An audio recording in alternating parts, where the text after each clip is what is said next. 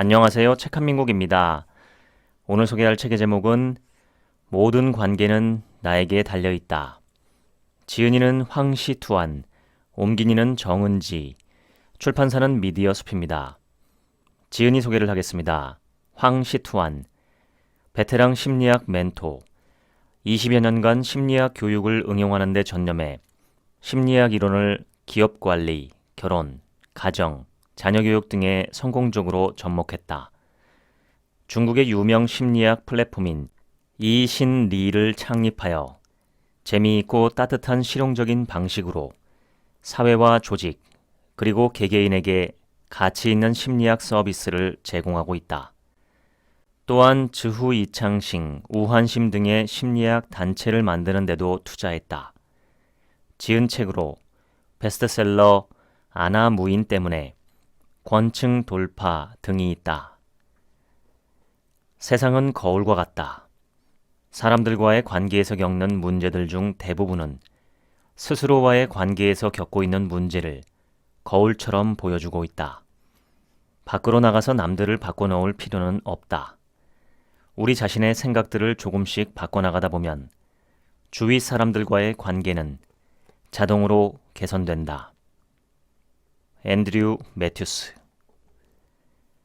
남이 당신에게 관심을 갖게 하고 싶거든 당신 자신이 귀와 눈을 닫지 말고 다른 사람에게 관심을 표시하라. 로렌스 굴드.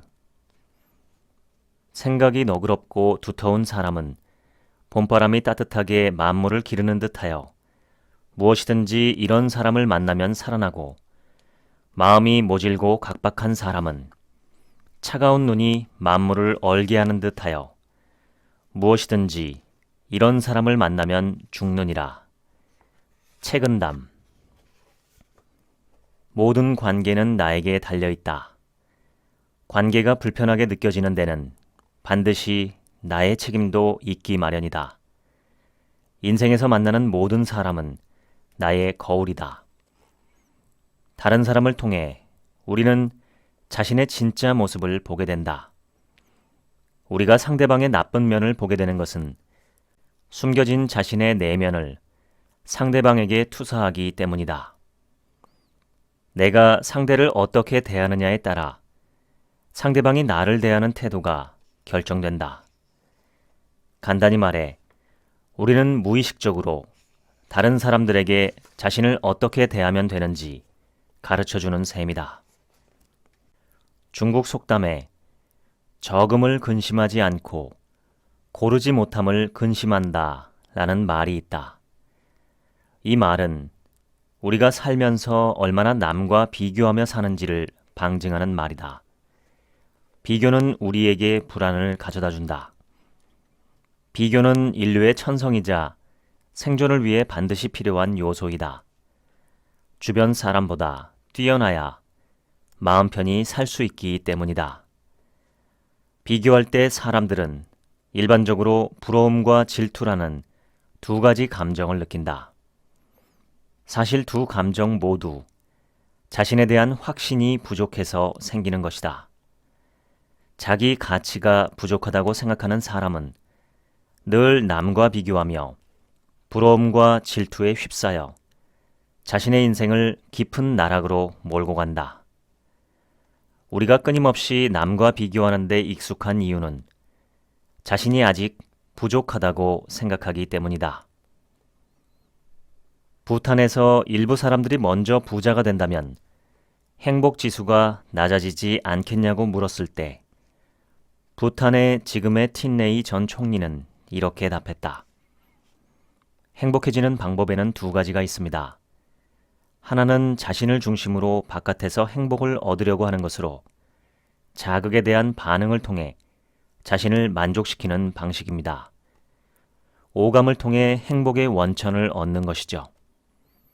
이런 만족은 외적인 자극으로 얻어지므로 짧을 뿐만 아니라 위험합니다. 다른 하나는 자기 반성을 통해 안정을 얻고 마음의 본질에 대한 이해를 통해 안에서부터 자생하는 만족감과 행복감입니다. 이런 종류의 행복감은 어떤 물질에도 의존하지 않습니다. 부탄의 행복은 후자에서 나오기 때문에 경제 발전의 영향을 받지 않습니다. 사람들은 항상 자신이 옳다는 것을 증명하려고 노력한다. 50살이 되던 해 인도를 방문할 일이 생겼다. 그곳을 다녀와 느낀 것은 몇몇 사람들이 수행을 빌미 삼아 도피할 명분으로 인도를 찾았다는 것이다. 받아들임은 수용하는 것과 다르고 만족은 현실에 안주하는 것을 의미하지 않는다는 것을 알아야 한다. 받아들인다는 것은 시간 프레임이 있는 것으로 과거와 현재의 자신을 관용하고 기쁘게 받아들인다는 의미다. 미래에 대해 개방적인 자세를 갖고 앞으로 더 나아질 수 있다고 믿고 노력하는 것이다. 받아들이는 대상은 사람이며 과거의 내가 어떻든 상관없이 아무것도 되지 않더라도 나를 받아들이며 좋아하고 스스로 더 나아지기 위해 쏟은 노력을 높게 평가하는 것이다. 그러나 받아들이는 대상이 일이라면 결과가 좋지 못했던 행동에 대해 끊임없이 수정하고 개선하며 발전시킨다. 만족할 줄 아는 것은 현실에 안주하는 것도 아니고 과거의 스스로를 가두고 그 자리에 멈추는 것도 아니다.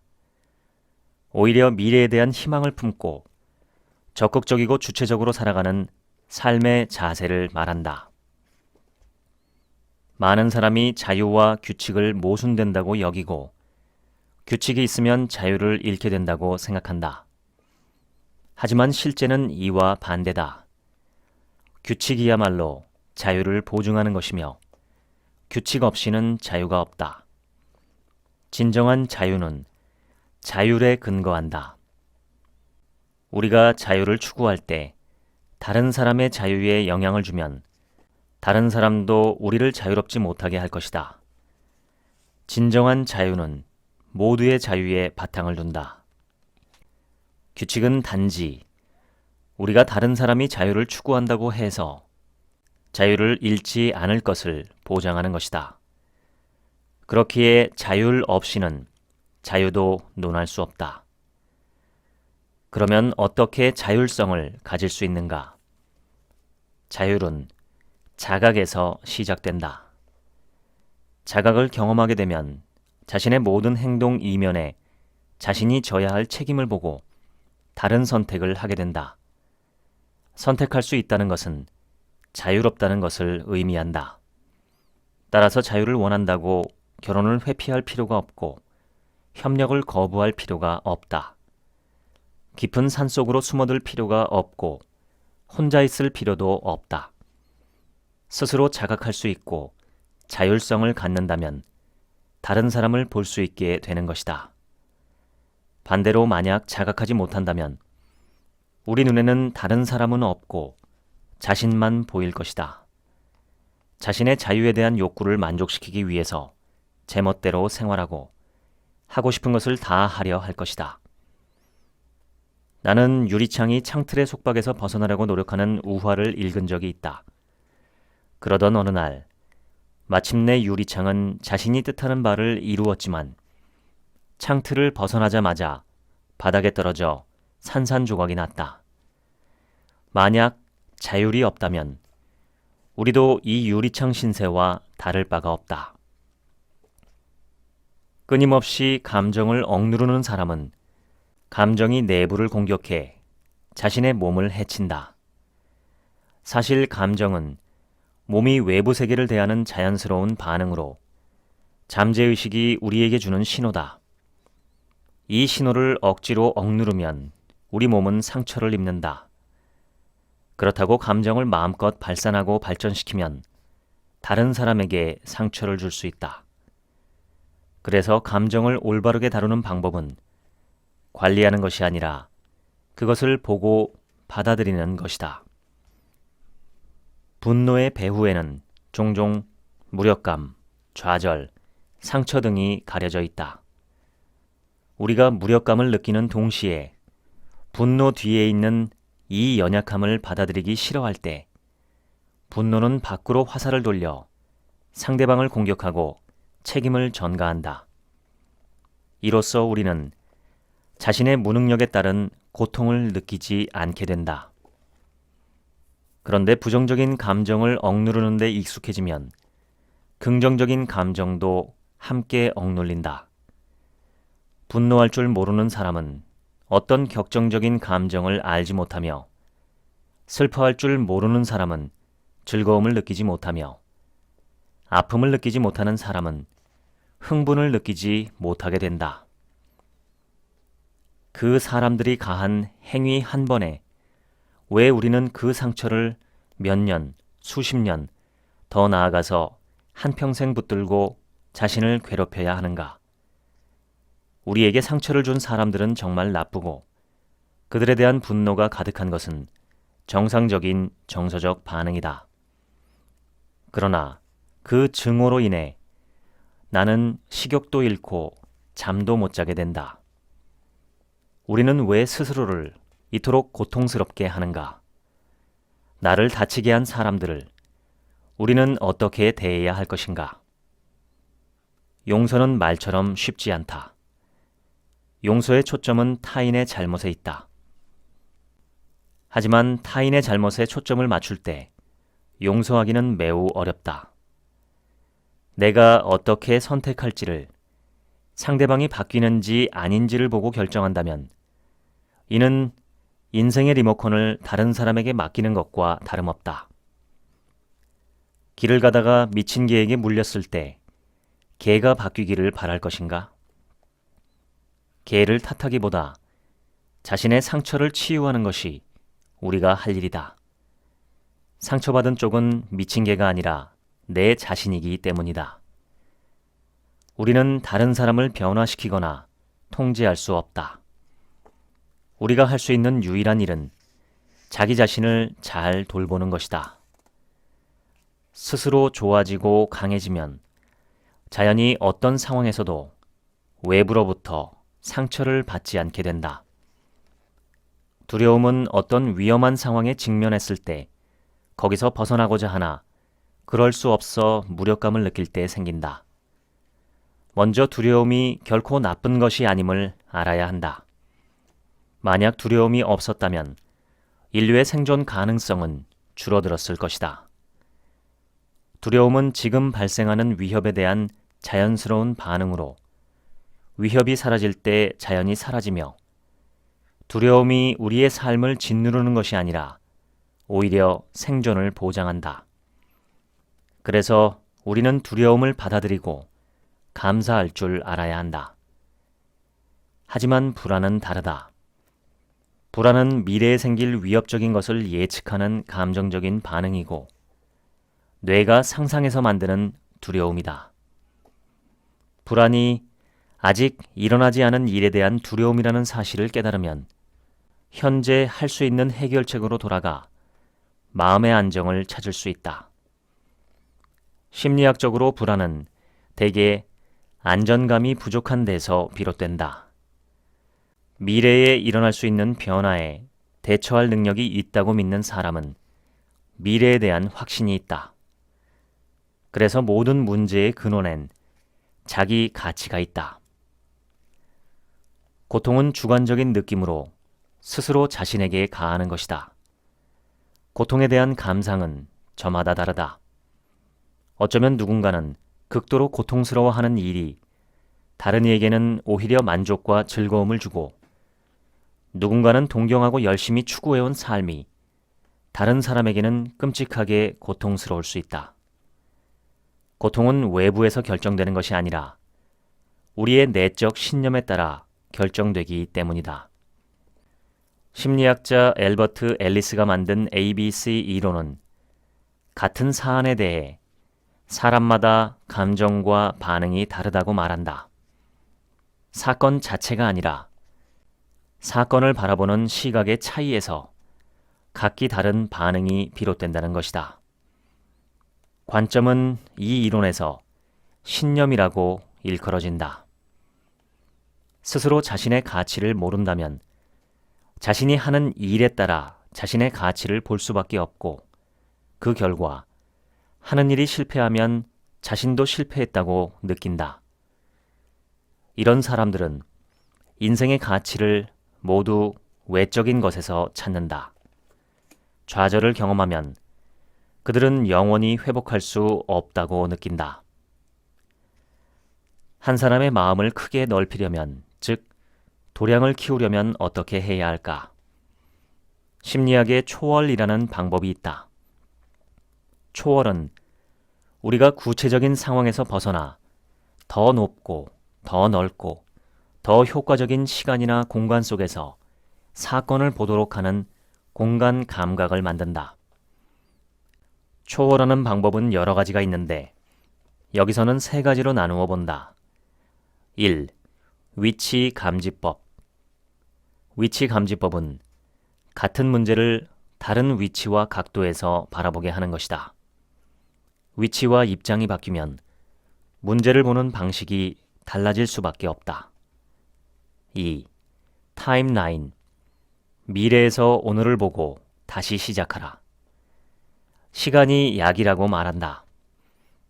당시엔 너무 커 보였던 문제도 시간이 지나고 보면 그리 힘들지 않은 문제였다는 것을 느끼곤 한다. 3. 더 큰 가치를 보라. 넬슨 만델라가 그의 정적을 용서할 수 있었던 것은 국가 안정과 민족 화합이라는 더 큰 가치를 보았기 때문이다. 억울함을 느끼거나 자신을 괴롭히는 부정적인 감정들을 마주할 때면 이런 초월적인 방법을 써보자. 예전에 중국의 시인 한산은 기인이었던 습득에게 세상에는 나를 비방하고 괴롭히고 모욕하고 비웃고 경멸하고 하대하며 나를 싫어하고 속이는 사람들이 있는데 어떻게 해야 하는지를 물었다. 습득은 그냥 인내하고 내버려두고 피하고 참고 존경하고 어울리지 않다가 몇 년 뒤에 다시 그 사람을 보라고 답했다. 한 사람이 자신감이나 자존감을 느끼는 것은 일이나 능력과 무관하다. 그것은 마음에서 우러나오는 스스로를 믿는 신뢰와 어떤 일에도 흔들리지 않는 능력이다. 그러나 과시, 자부심, 자만은 모두 하는 일이나 능력과 관계가 있으므로 능력이나 하는 일에 근거하여 자신을 판단한다. 의지해 오던 능력이나 일이 사라져버리면 한 사람의 가치관이 전부 무너져 내리는 것이다. 다른 사람이 자신을 낮게 평가해도 좌절이나 실패를 마주해도 스스로가 자신에게 계속해서 빛나는 부분이 있고 성공할 수 있다는 것을 아는 것이 진정한 자신감이다. 일이 뜻대로 되지 않거나 욕구가 충족되지 않거나 자신의 영역이 침범당했다고 느꼈을 때 공포와 초조감 그리고 무력감이 교차할 때 드는 감정이 바로 분노다. 스위스 심리학자 베레나 카스트의 말처럼 분노는 어떤 형태든지 환경과 주변 세계에 대한 공격성을 내포하는 경우가 많다. 분노는 양날의 검과 같아서 우리를 도울 수도 해칠 수도 있다. 우리가 분노를 느끼는 이유에는 크게 세 가지가 있다. 1. 위험할 때. 2. 육체적으로 고통을 느낄 때. 3. 심리적으로 고통스러운 느낌을 받을 때. 사소한 일 하나에도 이상하게 분노하는 데는 이유가 있다. 이런 감정은 가슴에 묻어둔 폭탄과도 같아서 비슷한 상황에서 감정이 폭발해 몹시 분노하게 된다. 먼 옛날 인류는 대자연 속에 살았고 매일매일 자신보다 강한 짐승과 맞서야 했고 항상 위험에 처해 있었다. 이런 상황에서 사람들은 보통 두 가지 반응을 보인다. 1. 공격. 자신 있게 이길 수 있을 것 같을 때는 공격을 선택하고 동물을 자신의 먹잇감으로 삼는다. 2. 도망. 자신보다 더 강한 동물을 만날 때면 도망가는 걸 선택함으로써 자신의 생존과 안전을 보장한다. 오늘날에도 우리 잠재의식에 일단 위험하다고 판단되는 일이 발생하면 바로 이런 생존 패턴이 발동해 외부를 공격해 자신을 보호하려고 한다. 이것이 바로 분노의 자연스러운 반응 원리다. 감정을 인정하고 받아들이는 것은 그것이 옳기 때문이 아니라 각각의 감정이 그 나름의 가치와 존재 이유가 있기 때문이다. 예를 들면 질투는 우리가 가장 원하는 것이 무엇인지 그리고 얼마나 갈망하는지를 알려준다. 슬픔은 상처를 치유할 수 있으며 불안은 미래에 초점을 맞추어 위험을 방지하게 한다. 지루함은 인생의 의미를 깊이 생각하고 행동을 취하게 하여 변화를 만들며 두려움은 안전에 유념하며 자신이 하는 일에 한계가 있음을 일깨워준다. 감정은 마치 끈질긴 택배기사와 같아서 소포를 받지 않으면 계속 우리를 재촉하며 자신의 존재를 알린다. 우리가 부정적 감정에 직면할 때 그것을 먼저 인정하고 받아들이자. 자신에게 여러 감정을 느낄 수 있도록 허락하는 사람이야말로 진정으로 건강한 사람이다. 슬플 때 진실하게 슬퍼하는 사람이야말로 즐거울 때 비로소 진정으로 즐거워할 수 있다. 슬퍼하지 않으려고 하는 사람은 진정으로 기쁨을 느낄 수 없고 고통스러워하지 않으려는 사람은 행복을 제대로 느낄 수 없다. 모든 감정은 각기 기능이 있고 좋고 나쁨이 따로 없다. 대부분의 사람들은 어떤 사건이 사람의 감정과 행동을 야기한다고 생각한다. 그러나 심리학자 엘버트 앨리스는 같은 사건을 놓고도 사람마다 감정과 행동이 다를 수 있다고 보았다. 사건 자체가 그런 반응을 일으킨 것이 아니라 사건을 바라보는 관점의 차이가 다른 반응을 낳았다는 것이다. 실제로 작동하는 것은 사건이 아니라 우리의 신념인 것이다. 신념이 행동을 결정하고 행동이 결과를 결정한다. 거꾸로 말하면 오늘 삶의 현 주소는 과거 행동의 결과이며 그 행동의 이면에는 반드시 그렇게 하도록 뒷받침하는 신념이 있다. 신념이 변하지 않으면 인생은 과거의 패턴을 반복할 것이다. 언젠가 나는 너무 다른 한 쌍의 부부를 상담한 적이 있다. 아내는 계획적이어서 모든 일을 체계적으로 처리했다.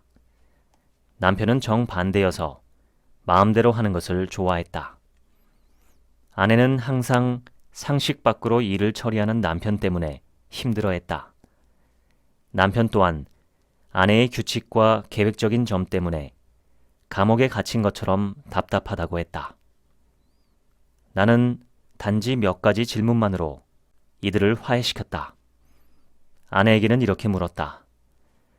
영화를 볼 때 영화 속 이야기가 모두 자신의 생각대로 진행되면 재미있을 것 같습니까? 아내는 물론 아니요 라고 답했다.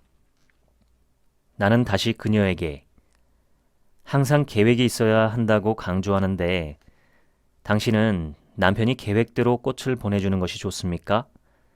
아니면 불시에 서프라이즈로 받는 것이 좋으세요? 라고 물었다.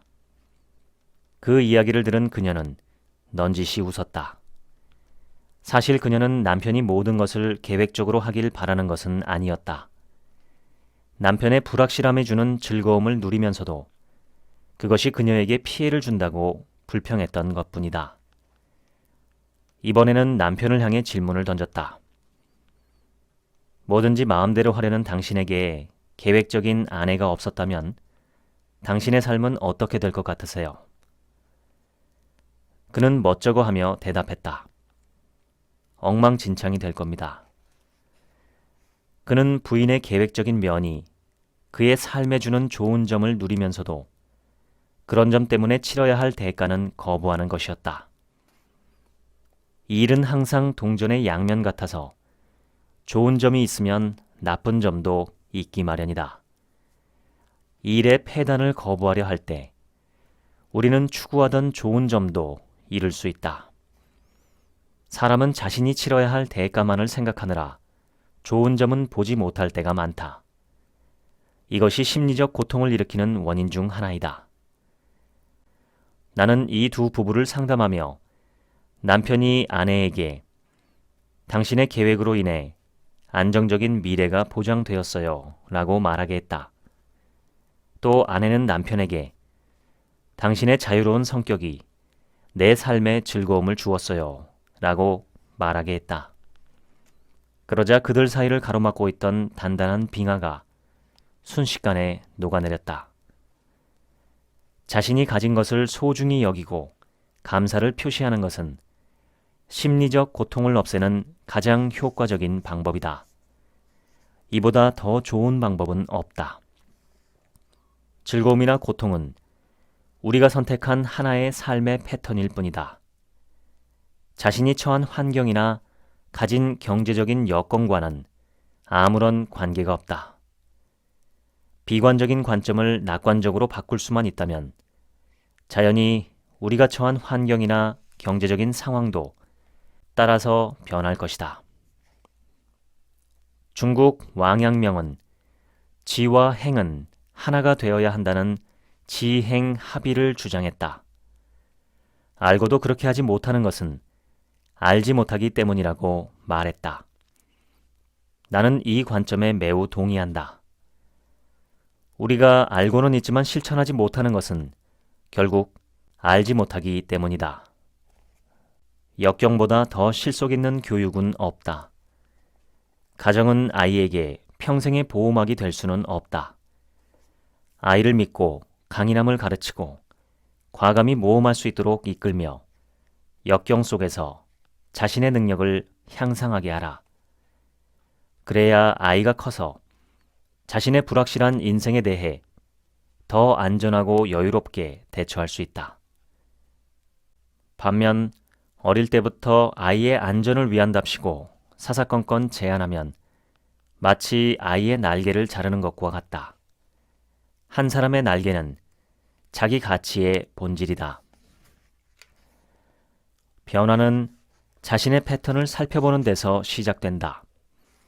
끊임없이 반복되는 행동에는 반드시 숨겨진 좋은 점이 있다. 만약 좋은 점이 하나도 없다면 같은 행동을 이렇게 장기간 반복할 수는 없는 법이다.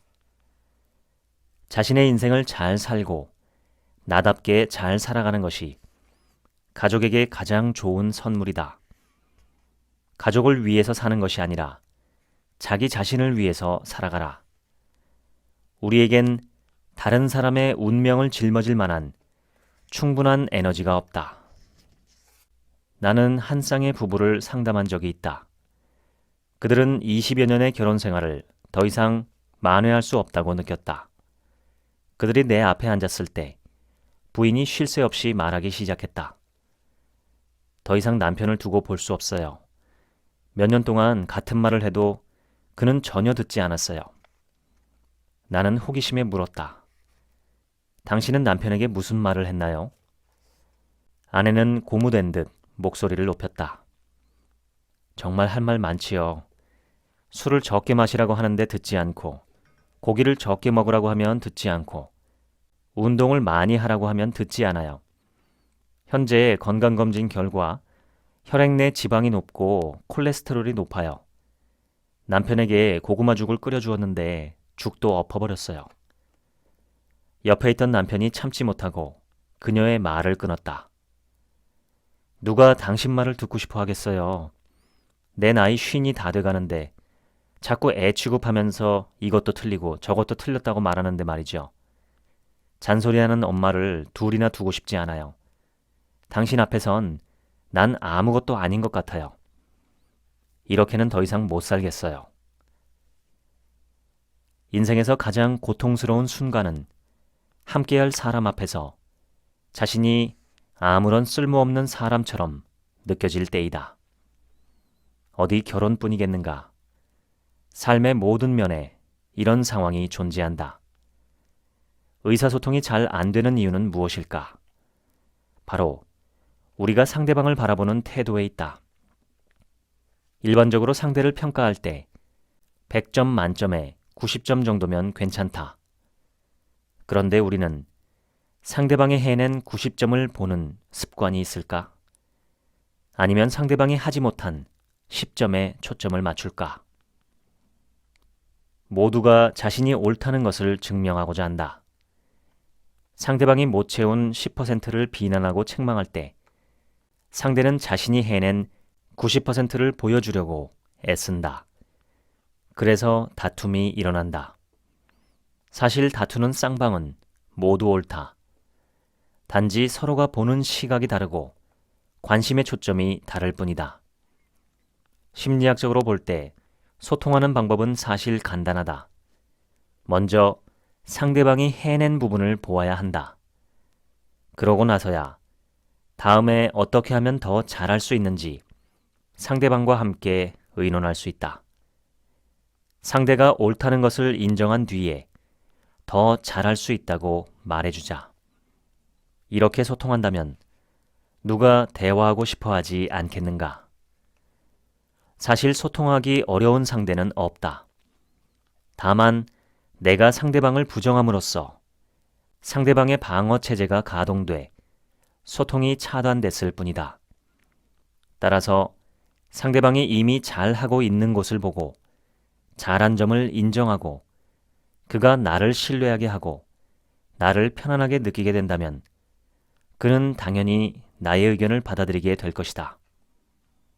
약간의 성의와 약간의 눈치, 그리고 약간의 스킬을 가지고 있으면 쉽고 지혜롭게 타인과 소통할 수 있다.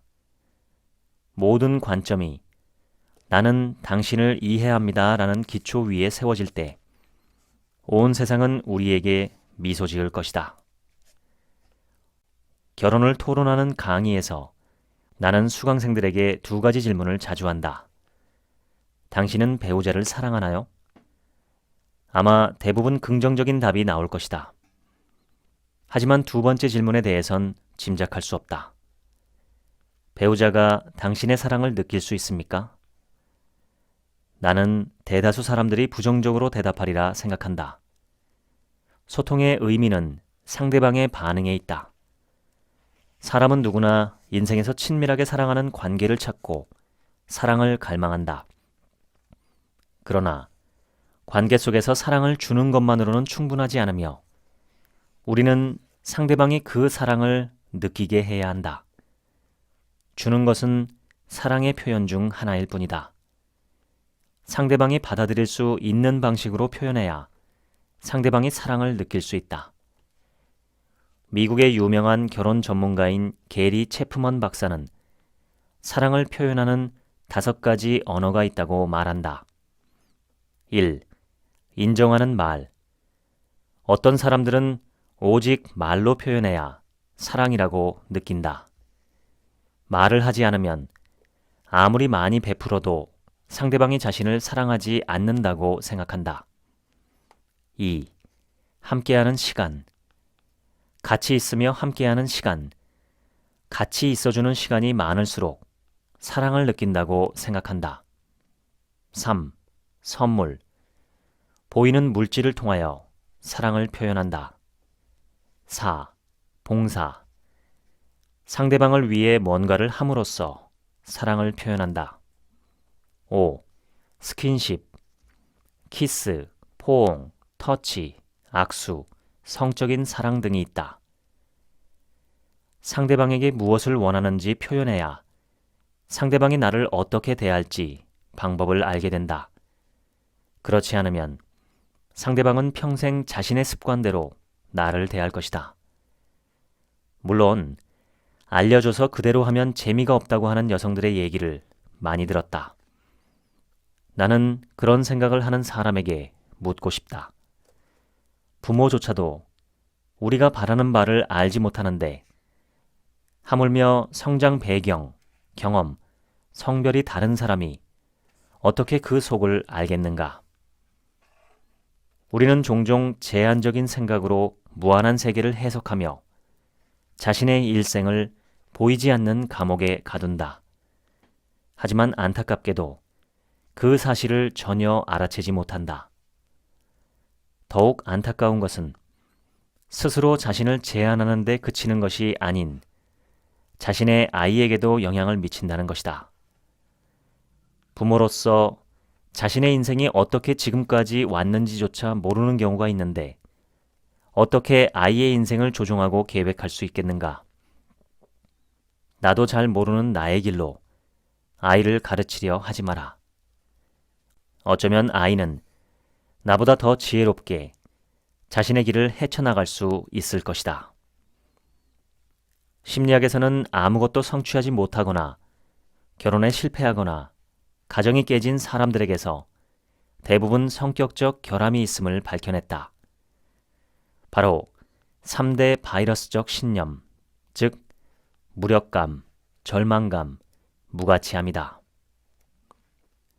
한 인간과 다른 사람의 관계는 그의 삶의 행복 정도에 직접적인 영향을 미친다. 심지어 관계는 삶 그 자체라고 할 수 있다. 우리는 관계 속에서 인생을 경험하기 때문이다. 좋은 관계가 없으면 인생에서 좋은 경험을 하기 어렵다. 미국 최고의 심리학자 브레네 브라운은 말한다. 관계는 우리 인생에 의미를 부여한다. 우리는 종종 누군가에게서 다 너를 위해서 하는 말이야 라는 소리를 들어본 적이 있을 것이다. 그들은 부모님, 할머니, 할아버지, 선생님 혹은 경험 많은 분들로 너를 위해서라는 이유로 우리의 인생을 계획하고 감독한다. 하지만 이것이 정말 나를 위한 것일까? 한 사람을 통제하는 것은 그가 반항하게 되는 시작이며 역기능을 가져온다. 한 사람을 조종하는 대가가 이렇게 큰데 왜 우리는 다른 사람을 조종하는 것을 그토록 좋아할까? 특히 부모가 자녀에 대해 그렇다. 심리학에서는 조종의 배후에 안전감 부족이 있다고 말한다. 안전감이 부족한 사람은 자신의 확신과 통제력을 높이기 위해 자신도 모르게 주변 사람, 특히 약자들을 자신이 원하는 대로 일하게 하고 심지어는 일생을 그렇게 살게 한다. 그들은 이를 너를 위해서라고 생각하지만 사실은 자신이 더 많은 통제력을 발휘해 더 안전하다고 느끼기 위해서일 뿐이다. 어떻게 해야 자신의 안전감을 높일 수 있을까? 가장 좋은 방법은 당연히 심리 상담사를 찾거나 강의를 통해 내 안의 부족함을 치유하는 것이다. 두 번째 방법은 심리학에서 유명한 독거미 실험에서 알 수 있다. 많은 사람이 독거미와 마주할 때 마음속에 두려운 마음이 가득하다. 그런데 나는 무섭다, 두렵다 라는 말을 했을 때 두려움이 크게 줄었다. 그래서 걱정거리를 마음속에 담아두지 않고 말을 하면 두려움이 줄어든다는 것을 알아냈다. 예를 들어 항상 아이를 조종하고 싶어하는 부모는 아이에게 자신의 걱정을 털어놓음으로써 자신의 안전감을 높이고 아이는 더 많은 자유를 얻을 수 있다. 우리가 모두 나는 너를 위해 이렇게 하는 거야 라는 이유로 다른 사람의 삶을 조종할 때 그 선량함은 남에게 상처를 주는 원인이 된다. 우리는 이러한 행동의 배후에서 자신의 안정감 결핍을 인정하고 받아들여야 한다. 아이는 자신만의 선택과 자신만의 길이 있다. 아이를 통제해 원하는 대로 성장시키려다 보면 아이의 인생이 희생될 가능성이 크다. 모든 관계의 긴장감은 아나무인의 태도에서 나온다. 긴장된 관계를 푸는 가장 좋은 방법은 일을 대하기에 앞서 사람을 마주하는 것이다. 상대방의 가치를 보게 되면 사람과 사람은 연결되고 관계가 더 끈끈해진다.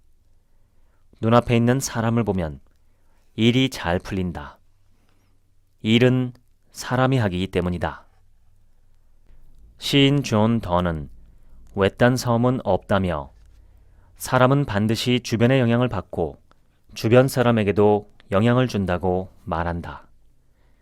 말을 잘하는 사람은 상대방의 기분을 좋게 하고 말을 못하는 사람은 상대방을 절망에 다다르게 만들 수 있다. 이는 언어가 우리 신경의 일부에 반응을 일으킬 수 있기 때문이다. 믿을 수 없다면 다음의 장면을 보자. 한 아내가 남편에게 당신 또 그 여자 생각하지요? 라고 말했다.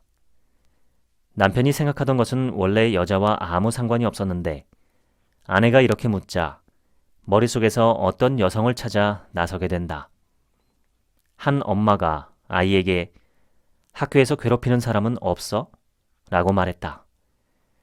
아이의 학교 생활은 원래 매우 즐거웠는데 엄마의 질문에 대답하기 위해서 그 아이는 오늘 누가 나를 괴롭혔을까 하는 생각을 어쩔 수 없이 하게 된다. 그리고 잊고 지냈던 어떤 불미스러운 사건을 떠올리게 된다. 사장이 직원들에게 요즘 무슨 어려움이라도 있나요? 라고 물었다. 원래는 자신만만하던 직원이 사장의 이러한 물음에 미간을 찌푸리고는 바로 일의 어려움을 생각하게 된다. 굳이 말하지 않으면 남들은 생각하지 못하지만 일단 말을 꺼내면 사람들의 신경은 자신도 모르게 우리가 말한 그 일에 초점을 맞춘다. 왜냐하면 인간의 잠재의식이 부정어를 처리할 수 없다는 작은 비밀이 있기 때문이다. 예를 들어 흰 고양이는 생각하지 마라 라는 말에서 고양이를 생각하지 말라고 했음에도 우리의 두뇌는 부정어인 하지 마라를 처리하지 못하기 때문에 뇌에선 즉시 흰 고양이의 이미지가 떠오르는 것이다. 이 점을 모르면 사람들은 호의를 갖고도 나쁜 짓을 하게 된다. 예를 들어 시험 전에 많은 부모가 관심을 가지고 아이에게 오늘 긴장하지 말아라 라고 일깨워준다. 그런데 긴장하지 말라는 말이 즉시 아이의 긴장을 촉발시킨다. 그럼 어떻게 말해야 할까?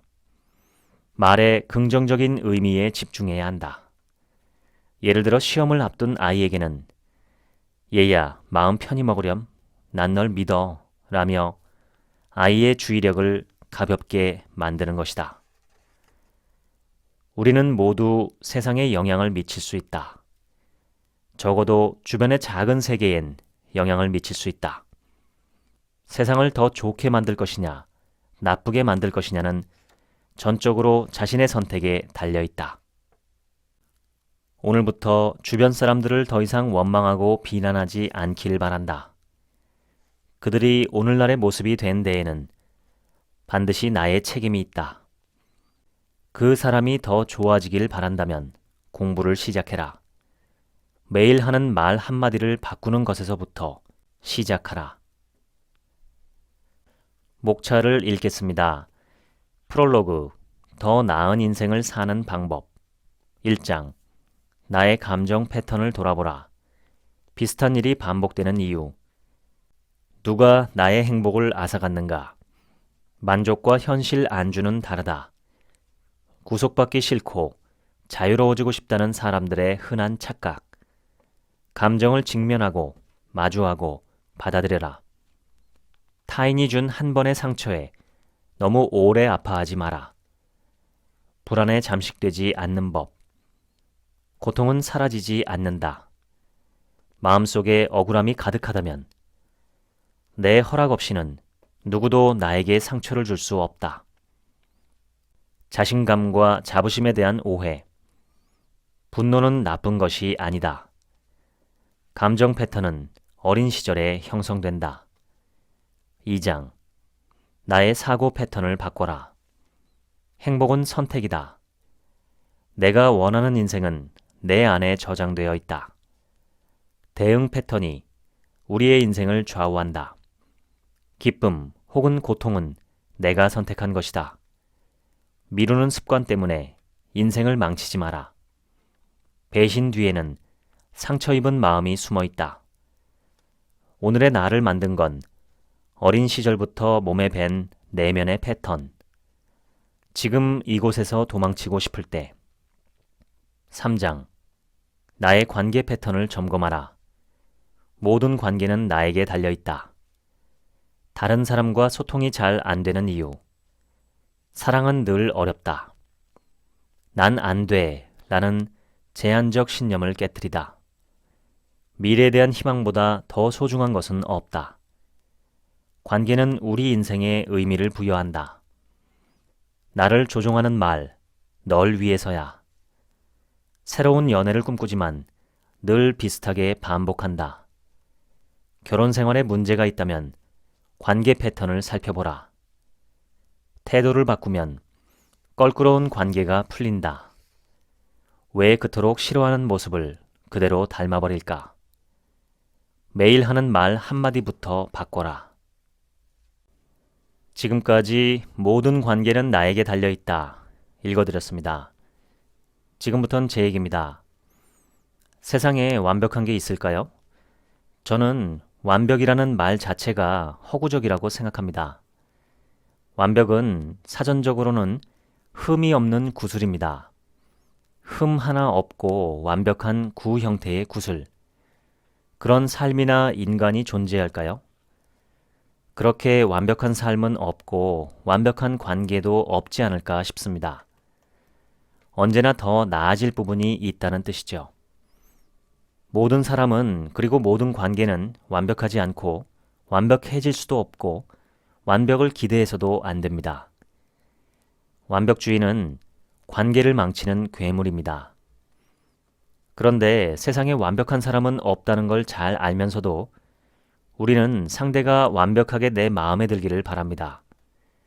내 뜻에 거스르는 것이 없기를 소망합니다. 이렇게 이루어질 수 없는 희망사항을 품고 상대를 바라보고 관계를 평가한다면 아마 늘 불만족스러울 겁니다. 하버드 대학의 70여 년에 걸친 행복 연구는 인간을 행복하게 하는 가장 중요한 요소가 좋은 인간 관계라고 밝혔습니다. 인간에게 최고의 기쁨과 최악의 좌절을 안겨주는 것은 관계입니다. 혹시 지금 마음을 괴롭히는 관계가 있으신가요? 그 괴로움은 전적으로 상대 탓이라고만 볼 수 없다는 것이 이 책의 저자의 주장입니다.